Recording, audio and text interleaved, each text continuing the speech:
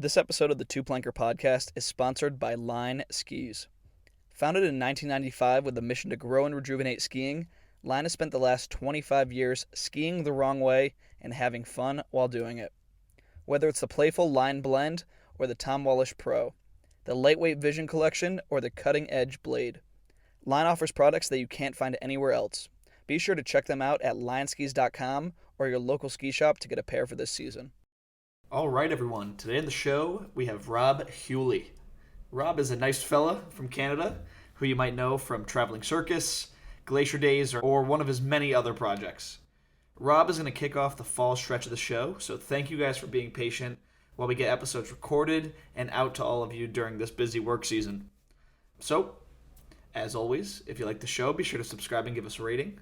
Follow us on Instagram at twoplankerpod to stay up to date on everything going on. And if you want to see someone specific on the show, just send us a DM and we'll try to make it happen. That is all for the intro. Welcome back. Hope you guys like it. So we are here with Rob Heule to kick off the fall portion of this show. So Rob, thanks for coming on, man. Yeah, you're welcome, Ethan. It's nice to meet you, and thanks for having a Canadian boy on. Yes. You're one of the few Canadian guests I've had on so far. I think about 25% of our viewers are Canadian. So you'll really be speaking to a strong subsection of our fans. All right on. That's great. Hopefully I don't say anything I regret or that offends anybody, but your discretion is advised. Yes, sir. So the reason I hit you up is because I feel like out of all the traveling circus characters and all the creative skiers out there, I know the least about you. And I don't know if that's by design, that you like to, you like to keep your personal life closed off from your skiing, or what it is. I told you I had some trouble finding your interviews before this, but let's get to know a bit more about you. So you're from Canada. Where in Canada are you from? I live in a little town. Well, I live in the foothills of the Rockies, kind of thing, in the middle of the woods. And the closest town we're near, it's called Bragg Creek, and it's about 45 minutes southwest of Calgary. So pretty close to Calgary. That's where I grew up and was born and raised. And then I grew up skiing at a little ski hill in BC called Fernie, and every weekend as a kid I'd drive out to Fernie with my parents, and we'd go out and ski for the weekend. And it's Fernie's a rad hill. You should check it out if you've never been. But on the way to Fernie, you drive like south through right parallel to the foothills of the Rocky Mountains, sort of thing. And then you hit southern Alberta and you start driving west, and that's how you get to Fernie. So my spot in the foothills here is sort of halfway between Calgary and Fernie, and it's just country that I always drove through as a kid and fell in love with, and kind of always knew that I wanted to live out this way. So here I am now, and it's pretty relaxing and just beautiful living out here. That's awesome, man. So were you always one sport athlete? Were you always skiing, or were you a hockey player like the stereotype would go? Yeah, I think Canadian kids have to make that choice between the two main winter sports here, which are hockey and skiing. And I definitely was like loved hockey as a kid and followed it a lot. But then, ski, once you throw on a pair of skis, that kind of starts to take over. And I knew from probably when I was, I don't know, maybe in elementary school, that's really the path I wanted to take, was skiing as much as I could, and it's some kids balance both, but for me it was definitely like a clear choice that skiing was the route I wanted to go. And it obviously helped that my parents sort of they didn't push me into that, but they were like super supportive of getting us to the hill and making it happen when we were young. I have a younger brother as well that's a skier too. His name's Jay. And yeah, my parents were just great at sort of channeling us in that direction, and making skiing fun for us. Like, it wasn't a competitive push by any means. I kind of got into the competitive side of things years down the road, but I think as a parent, if you can push your kid in a positive direction with not a lot of pressure, sort of thing, just by getting them out there and making whatever sport it is accessible to them, that's like a good path for sure as a parent. Oh yeah. So what was your slant on the whole thing? Were you all mountain? Were you moguls, trees, racing, freestyle? Like how did you approach the whole thing? Honestly, a bit of everything over the years. Yeah, like I mentioned, Fernie there, it's like a substantial mountain. They have some really great all mountain terrain. They get a lot of snow throughout the winter, and it's a lot of like steep tree skiing and feature like kind of rock features and outcrops and like little couloirs and stuff like that up in the alpine. And that sort of shaped my skiing, I would say, growing up skiing there, just because you had everything at your fingertips that you wanted to ski. They had a sick terrain park back then, so you could go, if it wasn't snowing, you could go do laps through the park. And when the snow would come in, you'd usually leave the park and go shred around the mountain. So I feel like that built a really solid foundation for me to, I don't know, learn how to ski. And you're always getting pressure to go in a ski racing program or I don't know. I usually it was ski racing for the young kids when I was growing up, and they were like, "When are you going to start racing? When are you going to start racing?" All the race coaches are checking out all the kids ripping around the hill, and I was like, I don't want to. I don't want to bash gates. I just want to cruise around the hill with my friends." And so a few of my friends were they were part of a ski school, or it was a program that was run through the ski school in Fernie, and it was called Extreme Kids Club.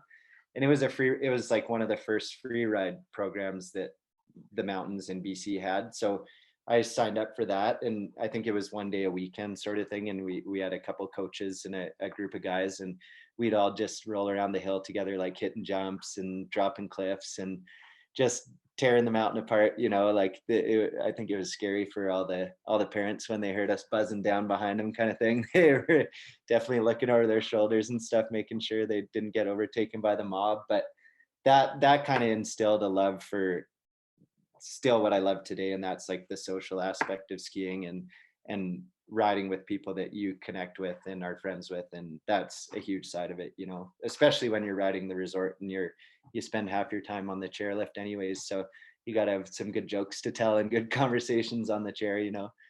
Yeah, so I got to be honest, I've never heard of Fernie before, and at this point, I still have to look up a Canadian map to know where Alberta is.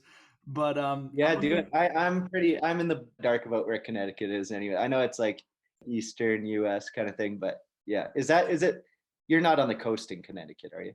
No, I am close. So Connecticut is close to Vermont. Like that's probably the best Okay. frame of reference for you. Between New York City and Boston is really what defines our identity. Oh, right on. That beautiful country in there, I'm sure. I think a lot like you actually as well. Yeah. So I'm looking at a trail map of Fernie right now. What is your favorite bowl for any Fernie riders out there? Oh man, yeah, it's the whole hill is like under this gigantic head wall that sort of like guards the whole mountain. Well, it actually doesn't guard the mountain. It poses a pretty big hazard because when the wind blows and the snow comes in, that head wall fills up with snow and like big cornices on the ridge up top. So the ski patrollers in Fernie actually have their hands super full and do a really good job of controlling that head wall that sort of is above all those big alpine bowls. And they, when the after a big snowstorm and the sun comes out, the patrol get up in the helicopter and they're tossing bombs out of the heli and getting all these cornices to go so that they can open these bowls up. But originally that hill started, if you're looking at the map, it started on what would be the east side of the map. And that was kind of the original area was Lizard Bowl sort of thing. If you're seeing Lizard Bowl on that map, that was the original ski hill in Fernie. So everything else you could like boot pack up a couloir and drop into a whole nother bowl, and that was the backcountry. And so throughout the years, the hills expanded sort of thing into 4 or 5 more bowl, or I think in total there's maybe 5 bowls there.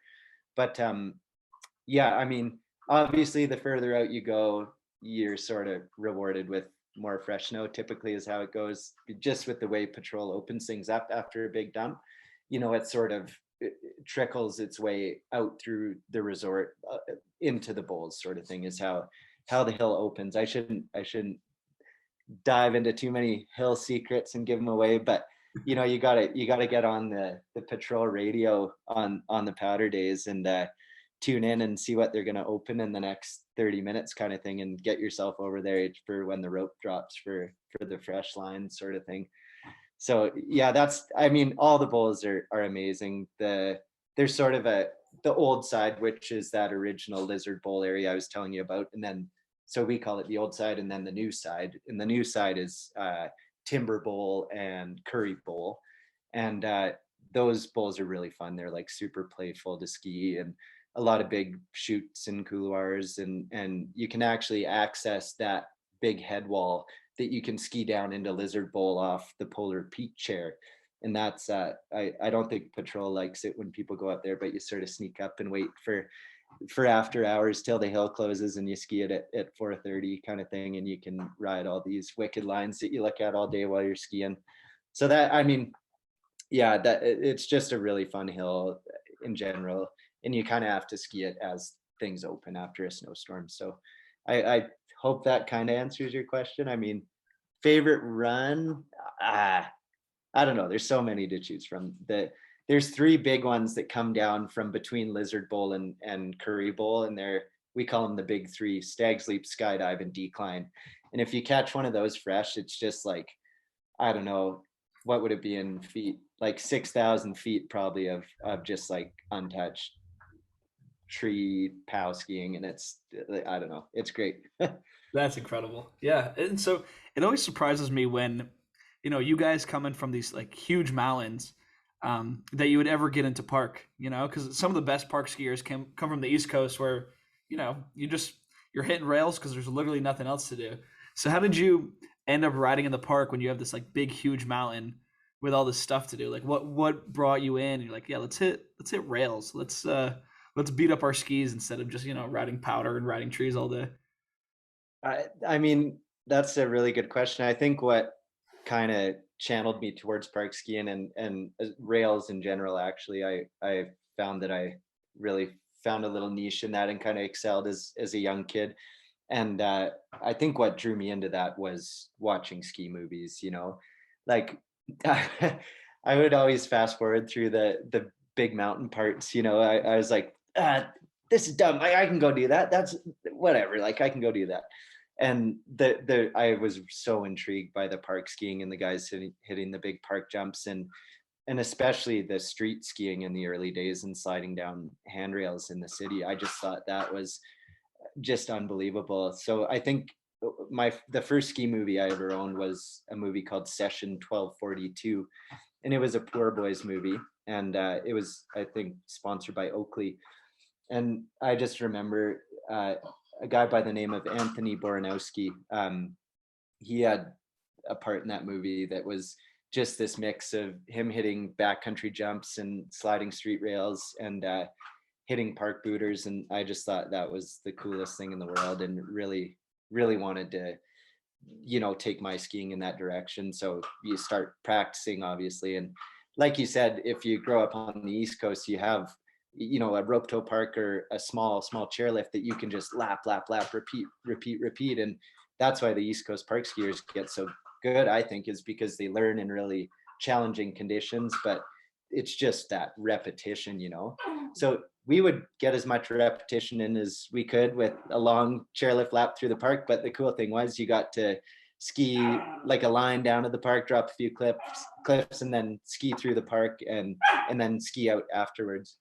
Sorry, she's just a bit of a hyperactive dog. She's a little Australian Shepherd, so she just has energy for days. Yeah. Yeah, definitely. What like got me into the park was watching ski movies, and then so I'd ski in Fernie on the weekends, and they had a pretty sweet park there for a lot of years. But eventually, I think it was maybe around 2010, yeah, like 10, 12 years ago, 2010, I'd say. Um, the resorts of the Canadian Rockies, which Fernie is a part of, they had a big lawsuit filed against them, and somebody overshot a tabletop jump in Quebec at Tremblant, I think it was, and tried to sue the ski hill for the damages that they incur. I don't know if it was fatal or if it was a neck or back injury or something like that, but they were filing a lawsuit against resorts of the Canadian Rockies. So the 5 hills that fell under that banner sort of thing, they in 2010 or 2011 they had to pull all their parks off the hill. So that was like pretty devastating for like kids growing up skiing in Western Canada to have those parks taken away. But we were really lucky. Anybody that was close to Calgary, we have a little ski hill in Calgary. It's where the Olympics were held in 1988, and it's called Canada Olympic Park. And at the COP, they were open from 9 a.m. till 9 p.m. every day, sort of thing. So you could get the bus home from school and whiz over to COP and ski for 4 hours in the evening, kind of thing, after you finish school for the day. So that became a thing that was a big part of my life, was just going skiing at COP every day after school, sort of thing. And that kind of gave me that East Coast repetition, right? Because it's a small hill in a river valley, right? So there's a lot of big mountains in the Rockies, but as soon as you creep out into the Canadian prairies, it's all the ski hills are in the river valleys, kind of thing. So they're these short, like 200, 300 vertical feet hills, sort of thing. And that's definitely where you get the repetition through the park. Oh, sorry, my landline's ringing here. I gotta answer. Just one sec. Hello. Hey, mom. Hey, sorry, Ethan. I don't have service out here, so I'm on a landline. So I usually try and answer when it rings. No problem. Honestly, it was pretty exciting to see a landline after all this time. I really haven't seen Yeah, one in yeah. like A quite lot a of people while. are like, really? You have a landline? I also have an answering machine, which is quite amazing. That's awesome. You're so at this point in your life, you said you were getting into park skiing. When did you guys start like filming stuff and posting that online? Because what I know you from is like really all your video parts and like your longer projects that you've done. Well, thanks for watching all those. I appreciate it. That means a lot. Anybody who watches, I like, I want to have a conversation with and hear what they have to say about it. And yeah, I definitely appreciate the people watching stuff out there. I guess the way that I got into video is the same reason I got into park skiing, just because, when you aspire to be like the guys you're seeing in the movies, sort of thing. So you want to get a camera and go out there and start filming with your friends, sort of thing. So I think that's how it starts for a lot of kids. I mean, obviously nowadays the cameras are a lot more accessible. You can buy a GoPro for $500 and follow cam your friends around and get some pretty amazing footage, but the first camera that ever came into my life, it was made by Sony, and it was called a VX2000. And it was kind of they've actually made a bit of a resurgence in because of skateboarding. So that was the first camera I ever bought with. I think the money, came from saving up money from my grandma at Christmas for over the years, kind of, and I put that towards a video camera so that we could all kind of make a video together as a group of friends, sort of thing. So that was always such a fun dynamic to shoot in, because you're always passing off the camera and everybody's taking turns, like doing their 3 or 4 hits on a rail, and then you swap out filmers. And it was a really cool way to like sort of learn the ropes and how ski filming works, sort of thing, because quite often there, like, the dynamic is there's a guy, I guess nowadays there's more of a guy who is the filmer, sort of thing. And with Traveling Circus, that started with Shane McFalls, and that was a really cool dynamic. But and then moved on to Jake Strassman, who's done a good job in the years since. But I think getting into it with your friends is just a cool dynamic, and it's this really cooperative experience to put together a video, because everybody's always passing the camera off and you're taking turns filming and skiing and stuff like that. And I feel like when we started making videos, we didn't really have anywhere for them to go. Like, new schoolers was just kind of becoming a thing, so you could post clips on there, I think, but edits were like just kind of becoming a bit more commonplace, sort of thing. And it was a really cool time to grow up and be able to start to like have all that exposure to ski content from around North America and around the world, sort of thing, with with the internet becoming like a place where all this video footage could live, sort of thing. Because before that, like, the only content we were getting was sort of in the fall every year in the form of a VHS cassette tape that you'd put in the VCR and put on your TV and watch on repeat over and over again till it wore out, sort of thing. And then, obviously they went to DVDs, but yeah, when we first started making little videos, it was like sort of just when you could start uploading them onto the internet. So I've kind of seen the progression of that internet ski phenomenon become a thing, I would say, in my years in the sport, sort of thing. Yeah. And so did you get recognized in skiing like through a competitive route, or were you always a film park guy?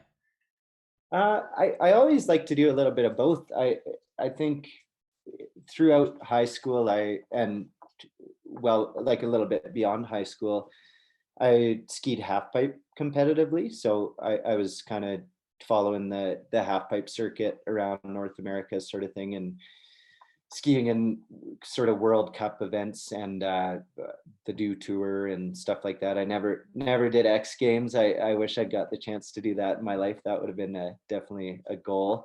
But yeah, I was sort of just the structure of competitive skiing. I feel like there is definitely structure to it, and I think after you do enough years of that, you sort of it gets a little bit old and that structure feels really confining in a way. Because if you want to become an Olympic half pipe skier, you have to start at a super grassroots level, at a ski hill that has a half pipe, to begin with, which are few and far between these days. But it's really limiting in that structural sense, right? Because you have to keep moving your way up this ladder. And I think that, like, it's nice to climb like that and you feel accomplishment as you go, sort of thing. But I think it's called free skiing for a reason, and it's because you're sort of meant to take your own path and sort of take your own direction, just in terms of personal, like, creativity and style. And if you follow what you like to do sort of in your heart, I think that's like a good path to take. But that, not to say that the competitive path isn't that for some people, but I think what's nice about the industry these days is there's a lot of routes for people to go. You can, like, when I was young, the cool thing was to be a super versatile all-round skier. So I think that's what always drove me, was striving to be the best all-round skier I could. So you obviously focus on smaller niches, whether it be half pipe skiing or sliding rails in the city or skiing in the terrain park or competing on the freeride world tour. But the guys I would watch in the video parts when I was young, they could do it all. Like, they'd rip a line and then slide a handrail and then hit a backcountry jump and like spin both ways. And that was like the cool thing in my books, was to be as well rounded as I could be. So I feel like my path from when I started skiing up until being a 30-year-old in 2020, what are we, 2021 right now, 2022, I don't know, 2021, I've kind of gone through all those paces, and now I feel like I'm at this point where I'm probably the most well-rounded skier I could be, which is, I don't know, that's a cool accomplishment to have in maybe what would be kind of like the latter part of my ski career, I would say. So that's a big goal that I feel like I've accomplished over the years, is just like doing a bit of everything and having my skiing like reflect the fact that I have the ability to do that. And I think that if you can do a little bit of everything, whether it's moguls or, big mountain skiing, like, or ski racing even, that everything that you do with a pair of skis on your feet is gonna bring you a new skill and lead you to be sort of a better skier, in my opinion, anyways. Yeah. And that's interesting that you talk about being like a well-rounded skier, because when I was doing my research, I found the Twig interview that you did for New Schoolers, or maybe it was Matt Sklar. I'm not sure who wrote it, but it started off with saying that you've done half pipe skiing, and that was super interesting to me because I feel like that's not a realm of skiing that lends itself to like a ton of creativity and a ton of freedom, you know? So is that like something that drove you out of it, or were you just wanted to be well rounded? So like, yeah, half pipe's really structured, but you know, that's part of your repertoire of everything you can do. Yeah, you hit the nail on the head. It is definitely super structured, in terms of that. You don't really see half pipe in ski videos these days unless it's a guy that's kind of skiing the half pipe stylishly, or it's a really extreme trick like I just saw some guy did a triple cork in the half pipe a couple months ago at Hood. And Shout out Hunter Hess. Yeah. what yeah, that was crazy. I mean, that I thought that was really, really like an amazing moment in skiing for sure. But I got a bigger kick out of the.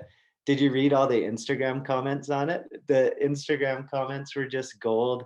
There was so much like good. If you haven't seen it, go check out Hunter Hess on Instagram and look for that post of him doing a triple cork in the half pipe at Hood, and you'll find just this barrage of amazing comments from skiers that I looked up to when I was younger, sort of thing, and those guys are even chiming in. So it's cool to see that the industry is still watching half pipe skiing for sure, because I think it's you say it's maybe not the most creative place to ski, but just like the technical prowess you need to ski a half pipe run these days is so insane. And that's actually, I would say, what almost pushed me away from it a little bit was it half pipe skiing just got to a point where it was and now it's fully blown that out of the water, because I probably stopped competing skiing half pipe about 7 or 8 years ago now, but and now it's on this whole nother level. But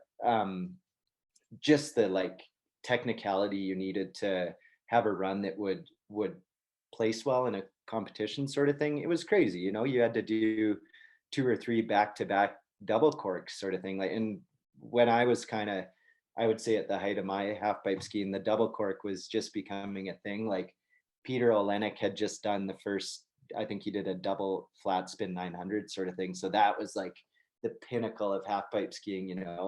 And I think that the next year after Peter Olenek did that, I had one of my best contest results in Whistler at the World Ski and Snowboard Invitational. It was called WSI, and it was kind of like a big year-end spring party contest sort of thing. It was like the best time. It was so fun to go ski there, and that's like where they used to do the Orage Masters, which was a really fun kind of like dress up ski contest with all the brands would have a team that would come out and represent them.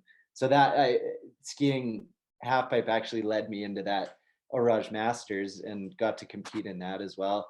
And that was like the essence of competing. It was just like goofing off and having fun. And I was like, what am I doing? Like worrying about what score my run is getting in the half pipe. Like I just want to go out and do what feels good to me, and do things on my skis that bring me like a feeling of joy. And half pipe just got to the point where it, it was still fun and it was still skiing, but it wasn't really bringing me that joy that I wanted to feel from being on a pair of skis and doing what feels good on a pair of skis. Yeah. So that I guess that's kind of my tangent there about half pipe skiing.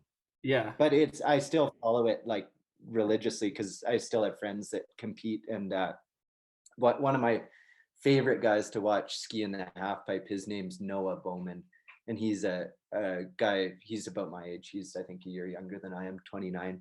But we grew up skiing together and competing together, kind of thing, and we're still good buddies to this day. So I always try and follow him and see what he's up to. But he's stayed really true to sort of his path in half pipe skiing, and that's doing stylish runs, skiing backwards in the half pipe. And he's amazing to watch. If I'm sure you know of him, Yeah. but he might be another good guy to bring on the show if you want to talk to a competitive half pipe skier that's still doing it. Yeah. I mean, I would definitely be out of my depth because I don't know. I hardly know the first thing about half pipe. I'm actually learning it through my guests. So that would be a good thing to explore. Yeah, for sure. He's another nice Canadian guy. Yeah. So when did you get linked up with the Traveling Circus then? Because they're easy to say they're not really in the world of half pipe skiing. Yeah, for sure. Oh man, that's tough.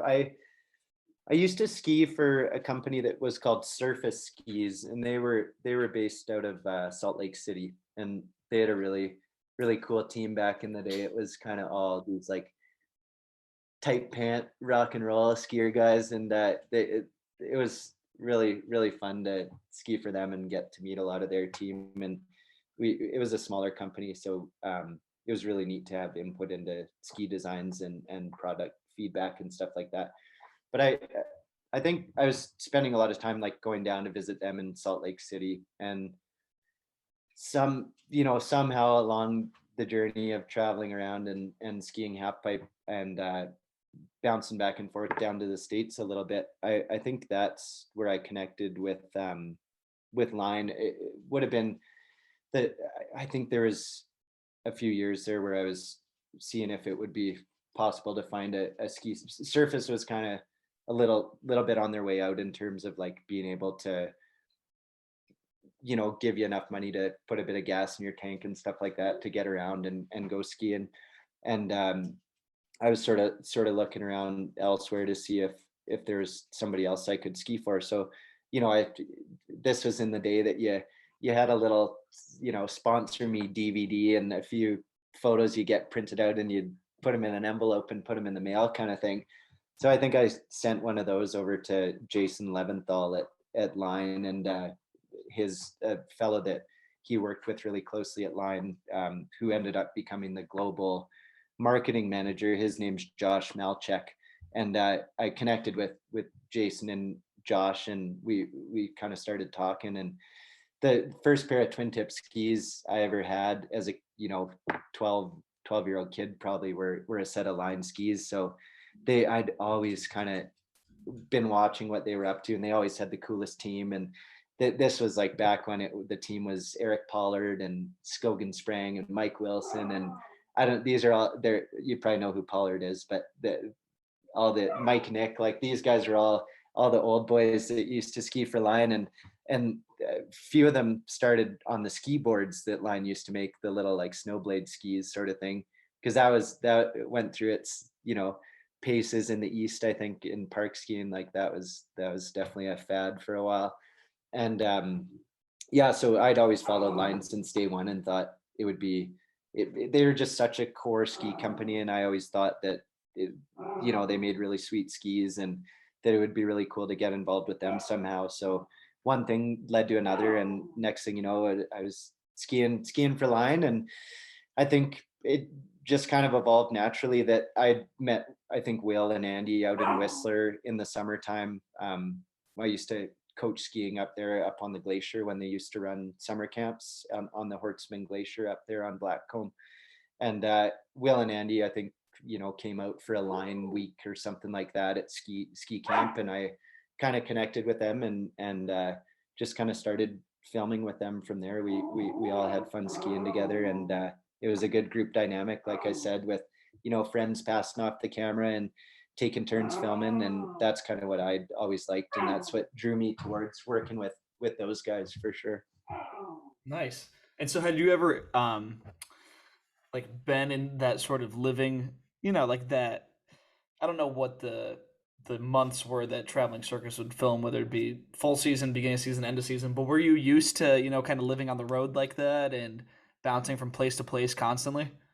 Those guys were definitely more like road trip warriors than I was, but because they did seasons and seasons just kind of in that van cruising around like from coast to coast sort of thing, filming in all the different parks across America sort of thing. And I think they'd pop up to Canada the odd time to visit Max Hill or something like that. But I I've done a few van road trips with them, but I was really lucky. I kind of was the guy just because I was a bit out of the way to come pick up. I'd always get to go on the trips that we'd fly somewhere and usually rent a van or RV or something like that wherever we'd go.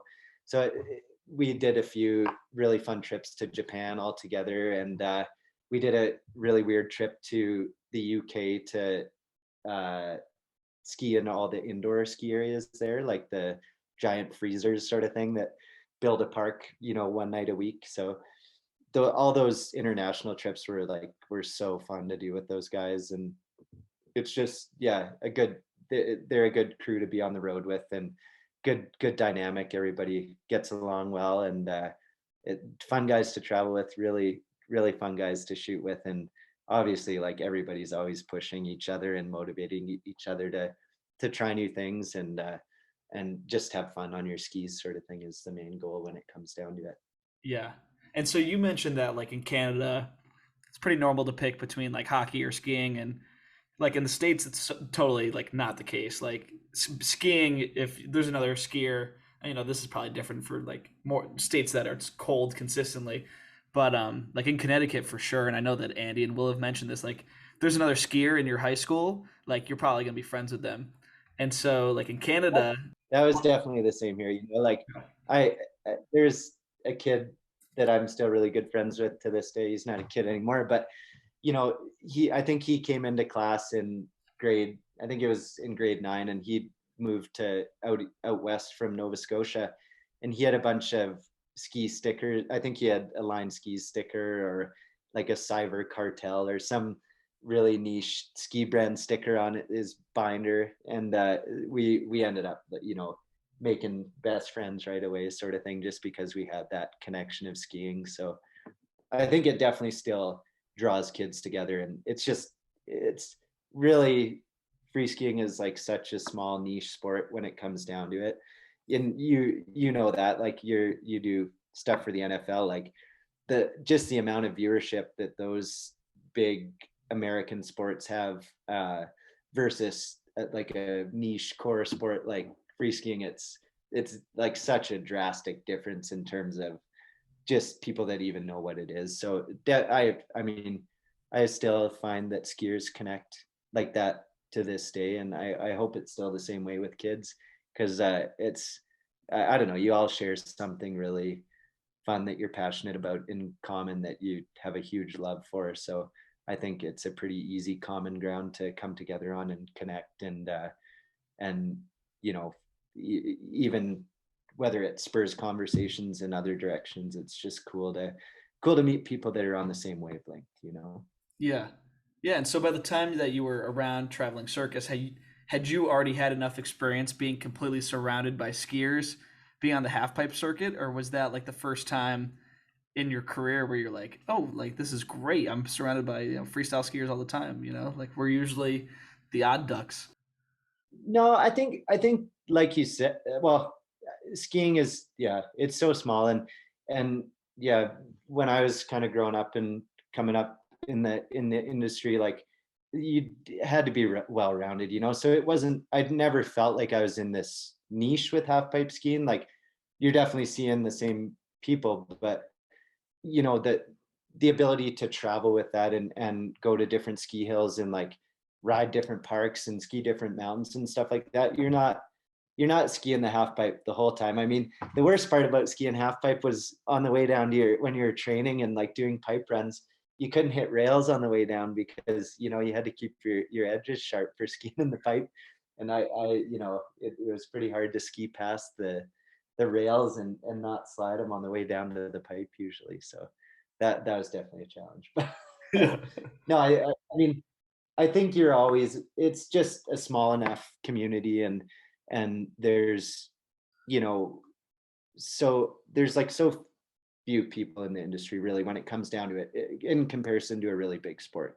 There's a lot of really rad people in the ski industry, and that's what makes it sweet. You don't get like the bullshit that I think you probably get from in other sports, sort of thing. But it's so small that you're all just you end up all being a bit of a family in a weird way, because you share skiing in common, and I think it brings everybody together, and everybody ends up meeting each other eventually, just because of skiing, and your love for it. So Yeah, of course.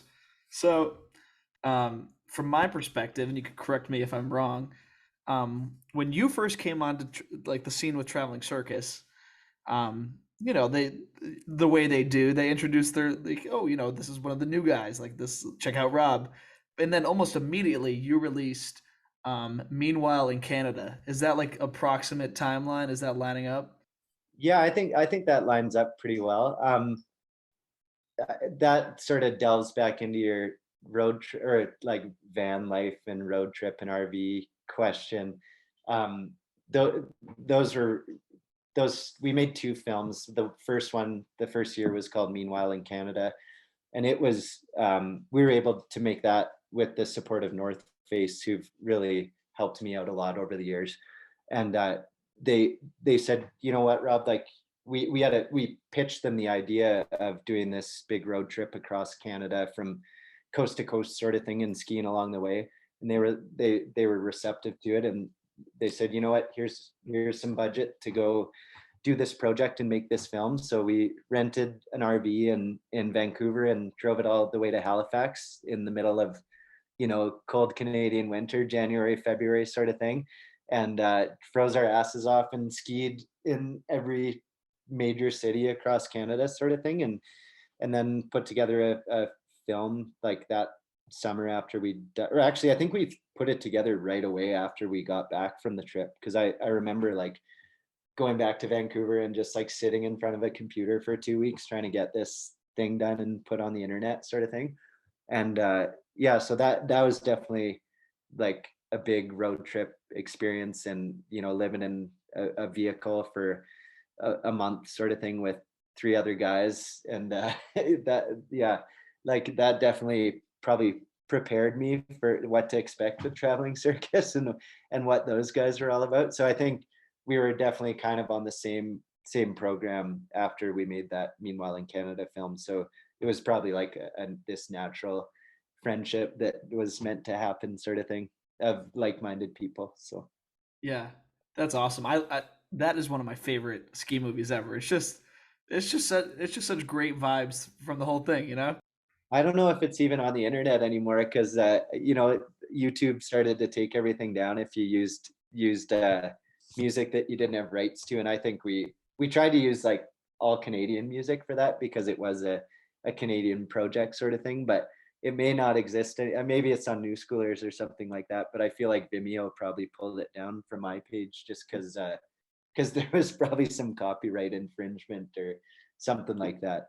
Oh, But totally. now, nowadays I know that, with the projects I do, you have to have the budget set aside to be able to buy music from the artists. And it's really cool to be able to support people whose music you want to use as well in a video project, because it kind of becomes this cool creative bubble of you doing the video, and then I always feel like the music and or sounds that people select to go with their skiing really helps tie it all together.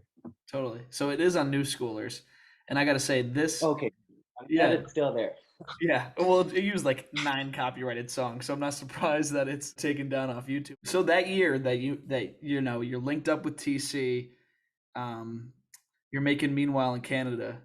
That you must have been thinking like, damn, things are going great right now. Like super busy, people paying you to ski, even if it's not much, which I'm assuming it's never Yeah, it's never usually it's much. always just been enough to, put gas in the tank and make another video, and maybe put some beer in the fridge and food on the table, but yeah, like that was definitely sweet because that's kind of when I started to step away from half pipe skiing, I would say, like fully, putting that on the back burner and really focusing on trying to film more and like make a video part at the end of the year sort of thing. Like I'd always sort of balance the pipe skiing with also, trying to film a video part throughout the year. But that Meanwhile in Canada year was definitely kind of the first year that I decided to take on things for myself and not necessarily like film with another production company or well, no, that and I take that back. I take this is my one take back. I'm just trying to like fully remember the timeline here, but I think yeah, Meanwhile in Canada was definitely like when I was yeah, had put half pipe skiing on the back burner and really started focusing on working on my own video project and skiing a lot in the city and skiing street rails and skiing a lot of parks. So rad to have the support of North Face for that project, because without them there was not a chance that five five guys were renting an R like five ski bums were renting an RV and driving across the country. Like it just, it wouldn't have happened. And that trip was phenomenal. Like anybody who's Canadian or American, you should drive across your own country and see what it's like from east to or west to east or east to west, whichever way you want to go. But it's definitely a trip that I think young people should do, whether it's in a vehicle or on a bicycle or walking or on a bus or on the back of a train, like however you want to get across, do it in your style. But that's kind of what worked for us, and we ended up with a cool video that we can watch for years to come, and hopefully obviously other people are still enjoying, which is great to hear. So Yeah. And just the editing in it is it was just such a playful movie, you know? we did But a lot of I think we did a lot of hand drawn animations and stuff yes. like that for that film, so that was a cool element to tie into it as well. And one guy another guy who you could maybe get on the show that's also a line skier, his name's Sammy Ortlib, and he's a good Swiss friend of mine. And Sammy does some really amazing animation work in his films, and then also that's kind of his profession as well. So Wow. Yeah, so that was sponsored by North Face. You said that was a part of a two-parter. Was the second half called Ski the North? yeah, the second year, we kind of followed that up. We drove west to east the first year, and we were like, well, what are we going to do this year? So we drove not fully south to north and back, but we drove from Vancouver up to Whitehorse, which is like pretty far north in Canada. It's in a territory called the Yukon, and the Yukon is pretty much as far north as people live in a city in Canada, sort of thing. So we decided to do the same thing, take the same structure, rent an RV, and go on a road trip and sort of see what happens and document it. And I've always found that to be a great model for just you make some loose plan you make solid plans in terms of your where you depart from your destination and your means of transport from getting between the two, but the rest is kind of up in the air, and you sort of let it happen as it happens. And you have time to experience the all the things that you do on a road trip, sort of thing. So I think I really like that format for travel and ski filming, because I think it leaves a lot up in the air. I mean, now I'm kind of more driven to do more conceptual pieces and things with a lot more thought. But I think as somebody who was new to trying to make you know, it wasn't a full length ski film, but like a half length ski film, I would say that was a really good stepping stone to start with to sort of make a film and not have a lot of like conceptual elements that came into it, and just starting off, you film whatever happens and it happens, and usually you have a really good time. Sometimes you have a bad time, but most of the times are good. So Yeah. yeah, that I would say that's kind of what I took away from those two films, Meanwhile in Canada and Ski the North, was it was a really good stepping stone for me to sort of start working on project that I was in charge of, and sort of had creative direction over, and just kind of like dip my toes in the water there, sort of thing. Yeah. Well, if you have a copy of Ski the North, please text it to me because that sounds awesome. I wasn't able to find it online. And dude, I just loved Meanwhile in Canada so much, so I'd love to see like the follow up to it. That'd be super I sick. think I think it's maybe I think it's maybe gone off the internet too, just because again we didn't have rights for the music or anything. But I'll find you a link to it, or I know I have it on an old hard drive somewhere, so I'll either get it back up on my page, which will probably get taken down again, or I'll if you want, send me, anybody who's listening, send me an email and I'll send you a link so you can download it. That'd be awesome. So I don't know how soon after it was, like how soon after you did those projects that you started going to Switzerland, but the Glacier Days series was also like super creative, and you worked with Sammy on that. So like kind of tying those two elements together. So how did you end up skiing out in Switzerland? I've definitely gone for some long trips. Like, I'd usually go over in the spring and then back again in the summer to do Glacier Days with Sammy. But Sammy and I actually met each other back in the day. His Sammy has a brother whose name is Dave, and Dave and I used to ski half pipe together. So, I think I was over in at Lax in Switzerland for the European Open, and Dave and I met each other, and I was kind of bumming around, and I had some nights of accommodation at a hostel in Lax, and that had kind of run out, but I was still trying to stay for a few more days. So Dave and Sammy's parents, they're Ursi and Felix, they're like my Swiss parents. They invited me to come stay at their little condo that they had rented because Sammy and Dave were up there doing the contest as well, sort of thing. So originally I kind of really connected with Dave and just sort of knew Sammy as Dave's younger brother. And then when I started skiing for line, that was kind of when he started skiing for line as well. And we ended up connecting just because we'd met each other those years back, sort of thing. And we reconnected through Traveling Circus, and we went over to Switzerland and filmed a couple episodes over there in the springtime in Switzerland and Italy, sort of thing. And that's kind of how I ended up really connecting with Sammy, and we ended up having this awesome like cross country or cross like the globe friendship sort of thing that we've had over the years. And yeah, I think that Glacier Days series that was all sort of Sammy's idea, because he'd been back and forth with the ski hill in Zermatt there. It's called, what is it called actually?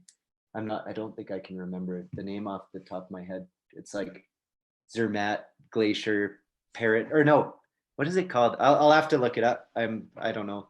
We'll just call it Zermatt. But yeah, Sammy was really involved with being back and forth with Zermatt to sort of get some funding for this summer ski project that he really wanted to do, because Zermatt was kind of like the Whistler glacier skiing of Switzerland, I feel like, where there was, like big summer ski infrastructure up there. And when there wasn't snow anywhere else to go ski or lifts to ride anywhere else, people would kind of go over there and ski up on the glacier there. So we were able to go up there and sort of have a bit of creative direction in the terrain park up there, and work with the shapers in the park and build features that everybody was kind of like on the same wavelength for, and just had a couple really, really fun summers of skiing up there and working with the guys who ran the park up there to help build cool features. And as we'd film throughout the day, sort of thing, but we'd also help out in the afternoons and like reshape features, and like we were essentially diggers up there, like making the park good so that tomorrow people could come shredded as well. So it was fun to work on the video side of things, and then also put in a bit of sweat into that park, and sort of make it your own, and feel like you were giving back a little bit to the terrain park and community up there. Yeah. So, like in between these big projects that you're working on, what are you doing to pay the bills? Like, are you picking up just random jobs, or do you secretly have like a straight lace side of you like running throughout this whole thing? I've always made it work with like finding enough money to be able to make it through the winter. You kind of top up the bank account in the summer, whether it's, I think I started, straight out of high school, working a landscaping job in the summer, sort of things. And then that landscape job ended up coming to an end because I went to work up on the glacier in Whistler coaching skiing. So that was always like a really good month of good income, and still being able to spend time on your skis was working up at Camp of Champions there and coaching. So I did that for a lot of years, and then in the more recent years, I have every fall I've worked a job in the city in Calgary hanging Christmas lights in people's trees and on their houses. So that's a good 2 months of like pretty high paying work, just because it's like pretty big risk climbing up on people's snowy roofs and up their big spruce trees and stuff like that. So people are willing to spend a lot of money to have their Christmas lights set up for them and try and outdo the neighbors, because you always have to have better Christmas lights than your neighbors. So people are spend a silly amount of money on that. So that's always a nice little top up for the bank account before ski season rolls around. And then I also run a small business as well, doing a lot of sewing work. So I design and manufacture clothing and outdoor gear and stuff like that. And originally that kind of started as making backpacks. I used to recycle old blue jeans that I would find in thrift stores and take them apart and put them back together as these backpacks they were more of like a school bag or a city bag sort of thing, and not super technical. But that sort of venture allowed me really to sort of dabble with designing something and doing a bit of like repurposing and recycling and stuff like that to turn an old thing into something new. So learning how to design and make patterns and stuff like that, and everything I do nowadays on my business side of things, it's called Radpacks. It's still called Packs. I haven't dropped the Packs yet. I think it's a bit confusing for people though, because I don't make backpacks anymore. But that backpack side of things kind of evolved into making more clothing and outdoor gear and like things that I was using on a daily basis, sort of thing. I wasn't, I got to the point where I spend a lot my days these days kind of skiing in the backcountry and kind of going out on the snowmobile or on my skins for a few days into cabins and stuff like that. And when you have a cotton backpack made out of jeans on your back, it's maybe not the most functional thing to have out there. So that kind of became, making things with more technical fabrics and gear that I could use in my kind of day-to-day adventures in the winter time, or products that I really liked and saw, a place that I could improve. That is, I think, big as well for me, is making things better and improving design and working to make sort of the best functional product you can out of the best materials made in Canada in like high quality fashion sort of thing. Yeah, cool. And like, so I've watched some of your recent projects on Vimeo. And I mean, when I'm talking recent, I'm saying like probably past 2 years. And the Japan one that you made, that was one of the most unique edits I've ever seen. It's just like entirely, I don't even know if you could really call it a ski edit, because it was more like a montage of photos. So is that like Slideshow. yeah, it's like basically a slideshow. That's what they call it, the Yeah. slideshow. Yeah. So is that kind of the realm that you're moving into, is just like projects that are by you with like your own creative slant to them, or are you still, working with sponsors to make and execute on these bigger projects? Yeah, I definitely am still like that was definitely a bit of a passion project, the Japan slideshow video that I made. It was, I'll answer your question in two parts sort of thing. That's always been a big passion of mine, is shooting 35 millimeter photos, like with little point and shoot film cameras or SLRs, or I've just always had this kind of love for analog photography. I think I was meant to be born probably like 20 or 30 years before I was born, sort of thing, and live maybe in like the 70s or the 80s. But lucky me, I was born in the 90s, and I just am. I have this weird infatuation with things in my life that are from that era, sort of thing. So like 70s, 80s, 90s, sort of thing.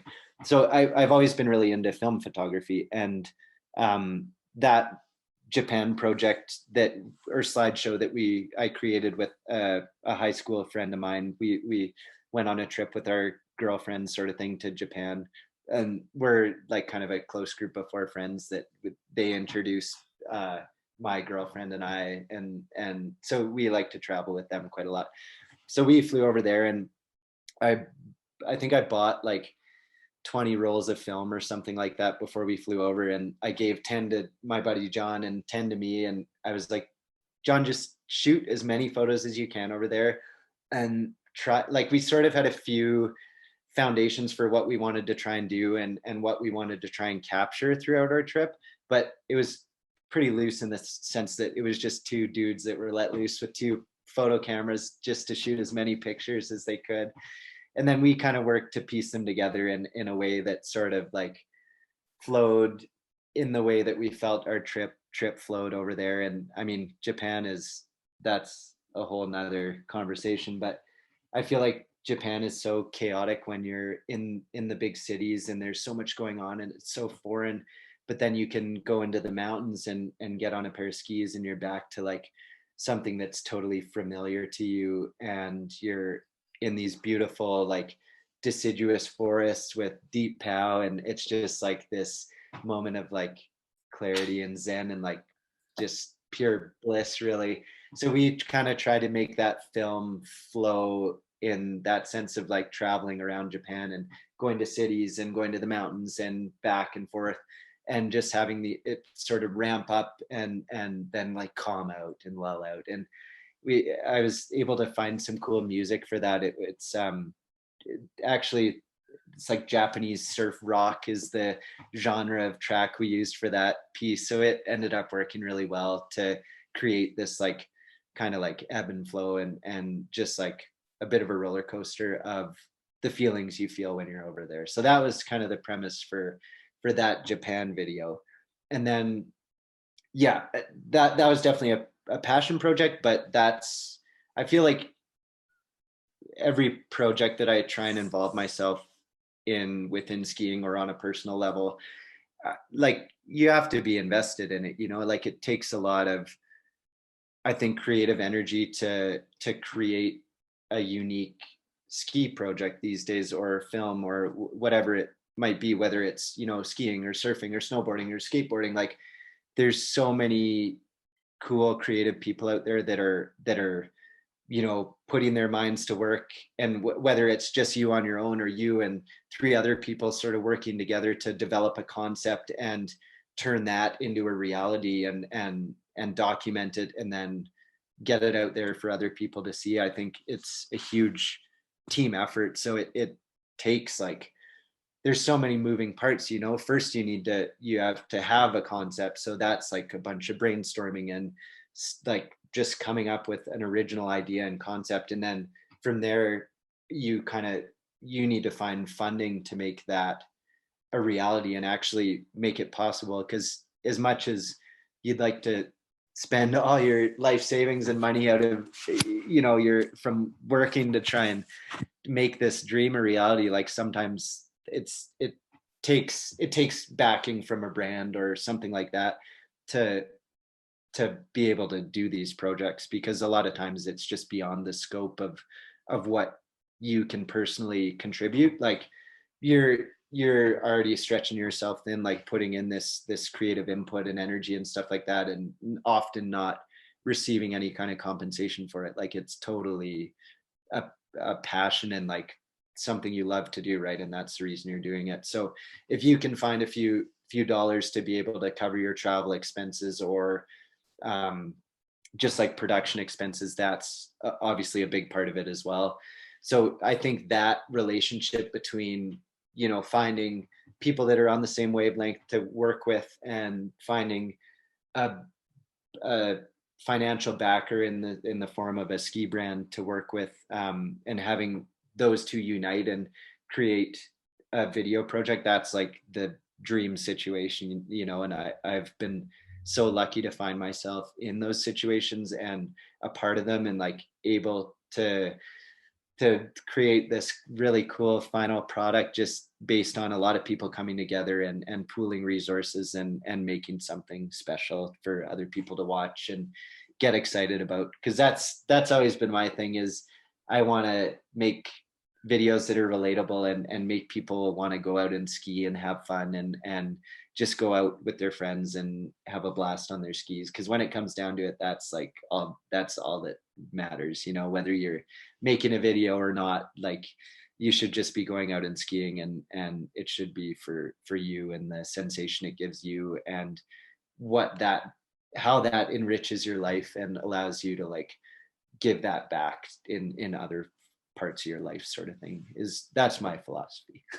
And so like just looking at, because you've been involved with some great projects, so like if you were to give advice for like kids in at any age actually that like want to make a ski project like this, how do you secure funding? Is it a pre-existing sponsor that you already have a relationship with, or do you ever just like cold call companies and like, hey, I'm doing this project, do you want to be on board? Like, what's your approach, or what approaches have you seen work successfully to get funding for these things? I think either way could potentially work. I mean, for me, I've always worked with um, my sponsors or friend sponsors, kind of thing, to try and make it happen. And I think those relate. You could think of it like, I feel like if you just cold call somebody to be like, hey, do you have this amount of money to support this film project? It's sort of like a one night stand sort of thing. Whereas I feel like when you're working with your existing sponsors, it's like this amazing relationship where you get to work together year after year, kind of thing, and get to know people, and like get to really you can really be like proud of your accomplishments at that point. So that's kind of always been the way that works for me. But I think if you have a really great idea and you want to pitch it to a big brand or small brand, or somebody, I don't know, a big brand or small brand or whoever it may be, I think that's a totally viable way of doing it. Like if you are confident in your idea and you think that it has, you know, material value for the person you're pitching it to, like, have at her. I think that would be a great way to go too. And I'm sure a lot of partnerships have started that way. But yeah, for me, it's always just kind of been working with the people I know, and kind of like continuing those relationships and furthering them, sort of thing. Hmm.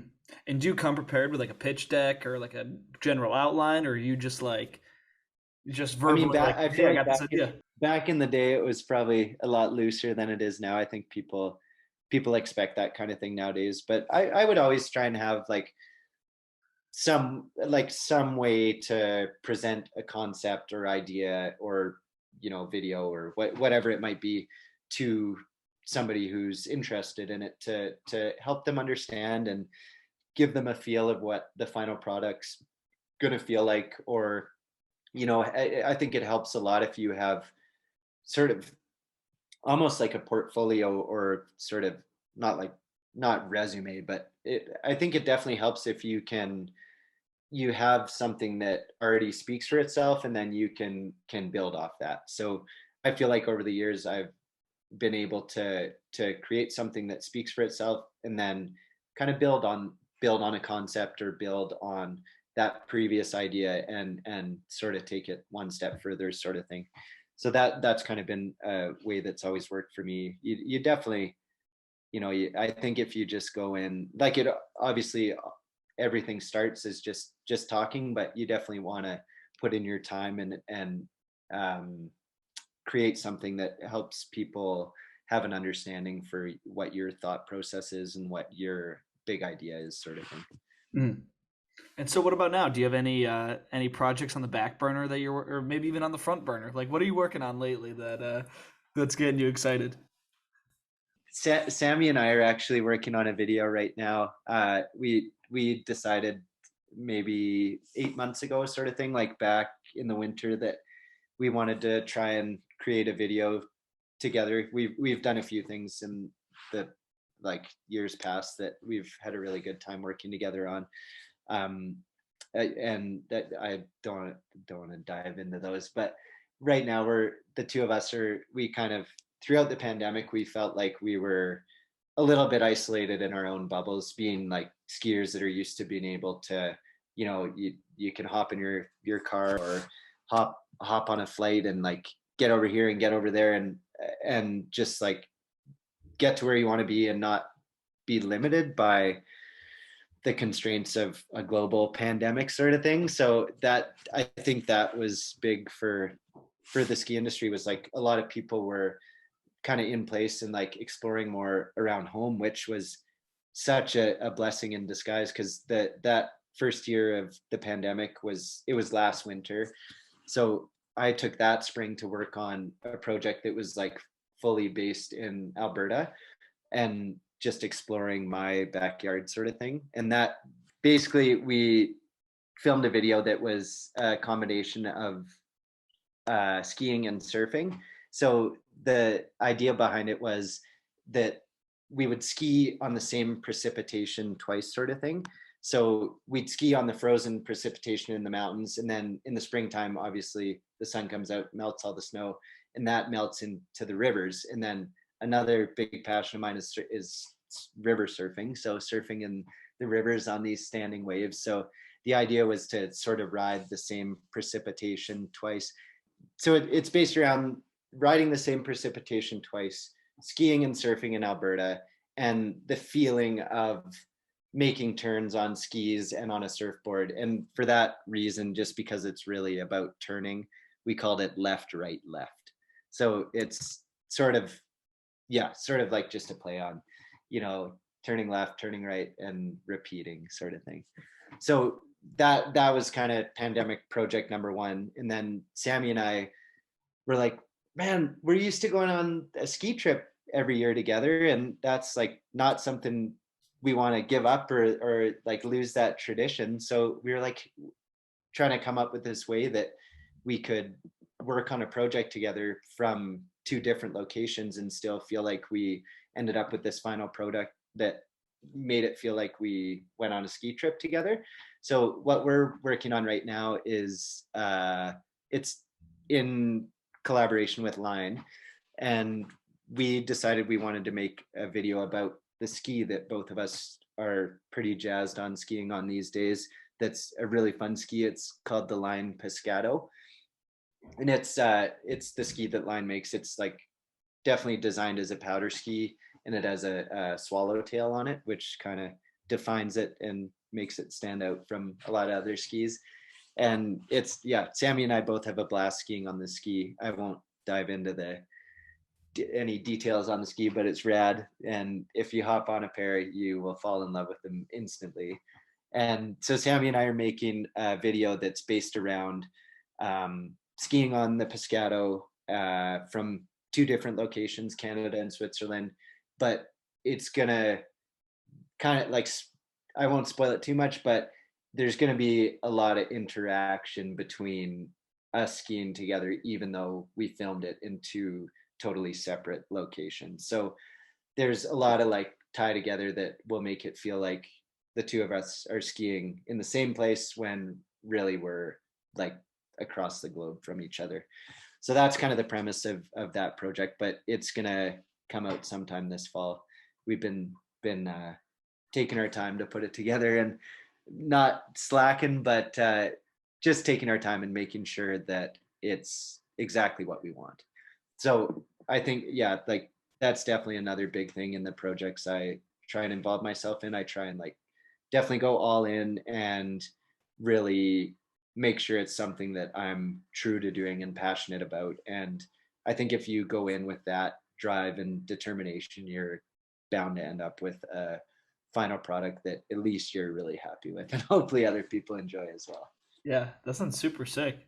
Yeah, it'll be fun. I'm excited to see it as much as you are, because it's definitely a work in progress right now, but we're just kind of like starting to put footage together and make it happen. So do you have a bucket list like project in the back of your mind, like, wow, I would love to make this if only I had the money, or if only, I had the person to do it with X, Y, and Z? Like, is there something in the back of your mind that you're like, okay, maybe one day we can make this happen? Or do you generally pursue whatever you want to do? I might have to get back to you on that. A crazy idea with limitless budget and all my best friends. That sounds amazing. I don't know. I mean, that's pretty much it. Like if you could make a video with all your best friends and go anywhere in the world you wanted, that would be phenomenal. But unfortunately, I think we live in a world where you do have constraints these days, and especially,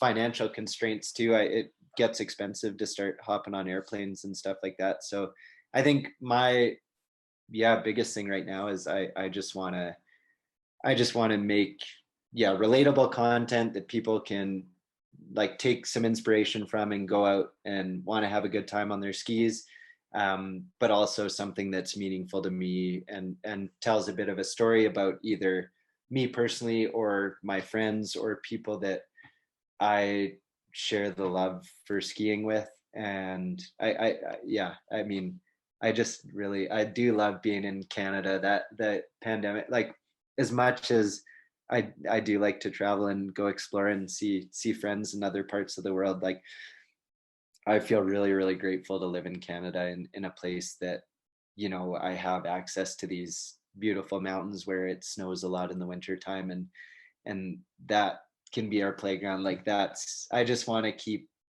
enjoying my time on this earth, doing that in a place that I really love to do it. And I think that's kind of the major end goal, is just like longevity in skiing and spending time on your skis and doing something that brings you so much joy. I don't think it's a film project with a $2 million budget. I think it's like just taking every day as it comes and being able to go out and ski another day. That's what brings me the ultimate satisfaction, I'd say.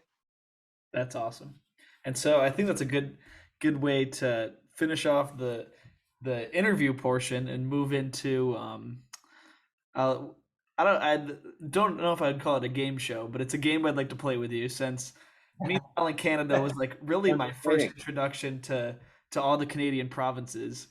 So so I live in the United States, so I was wondering if you could go through the provinces and give us like a quick, like, just your first thought, because I don't know anything about these provinces. So like when I say British Columbia, for example, what is like the first thing that pops in your mind?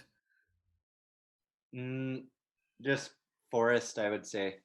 Forest. It's like there's so many beautiful old growth trees there, and just like beautiful wilderness. Yeah, probably wilderness. Then you get Alberta. Yep. Alberta's like uh just like western, like Wild West. It's sort of like Montana, because we're north of Montana, so it's a lot like Montana. It's like where the prairies meet the Rockies. So I would say like Wild West. Saskatchewan. It's just flat. Then you have Manitoba, which is also flat. And then you have Ontario, which, well, what did I say for Ontario? My girlfriend's from Ontario, so I better speak wisely here. Ontario is like, I feel like the America of Canada, just because so much of the border, I would just say like American in a sense, because a lot of it runs along the US border with like a lot of major cities. Like, it starts to get so condensed in there, like if you go down to southern Ontario, you're right near Detroit, and you're right near like all those big cities in, is that considered Midwest? Yeah, exactly. Yeah. Yeah, like you're near all those big cities in the Midwest, sort of thing. So I think there's a lot of influence that like goes across the border there. Yep. And then you have Quebec or Quebec. Just like icy, because whenever I've skied there, it's just been so icy in the parks, and like it's really awesome, but it's cold. Actually, Quebec, I would say maple syrup, because you can't do a list of Canada without mentioning maple syrup. That's my favorite breakfast topping, and also second favorite beverage next to beer. And then then you have what I've heard described as the Maritimes, which is New Brunswick, Nova Yeah, yeah. Scotia, and Prince Edward Island.